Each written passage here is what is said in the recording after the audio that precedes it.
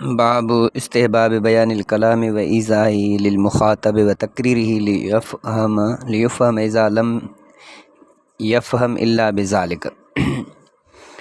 یہ باب ہے مخاطب کو سمجھانے کے لیے بات کا دہرانا، مکرر کرنا، تاکہ سمجھنا اس کے بغیر ناممکن ہو۔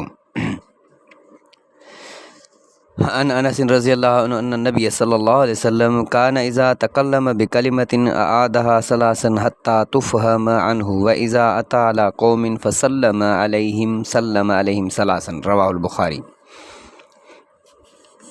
حضرت انس رضی اللہ عنہ سے روایت ہے کہ بے شک نبی صلی اللہ علیہ وسلم جب کرتے تھے کوئی بات تو دہراتے تھے اس کو 3 مرتبہ، تاکہ یہاں تک کہ سمجھی جاتی تھی، اور جب کسی قوم پر آتے تھے سلام کرتے تھے تو ان پر سلام کرتے تھے 3 مرتبہ۔ تو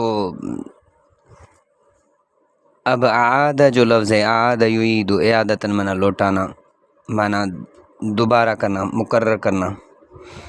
اور محدثین کرام یہ فرماتے ہیں کہ حدیث بالا سے سمجھ میں آتا ہے کہ ہر چیز کو، ہر کلمے کو 3 مرتبہ دہرانا یہ مستحسن ہے جب اس کی ضرورت ہو۔ جیسے رسول اللہ صلی اللہ علیہ وسلم کسی قوم پر آتے تھے، مجمع پر آتے تھے، 3 مرتبہ سلام کرتے تھے، پہلی مرتبہ دائیں طرف، دوسری مرتبہ بائیں طرف، تیسری مرتبہ سامنے والوں کو۔ اور آگے حدیث ہے حضرت عائشہ سے۔ حدیث کا مفہوم مقصد یہ ہے کہ حضور صلی اللہ علیہ وسلم کی بات بالکل صاف اور واضح ہوتی تھی، گفتگو صاف اور واضح ہوتی تھی۔ ان عائشہ رضی اللہ عنہا قال کان کلام رسول اللہ صلی اللہ علیہ وسلم کلاما فصلا یفہمہ کل من یسمعہ رواہ ابو داؤد۔ حضرت عائشہ رضی اللہ عنہا بیان فرماتی ہیں کہ آپ صلی اللہ علیہ وسلم کی گفتگو صاف اور واضح ہوتی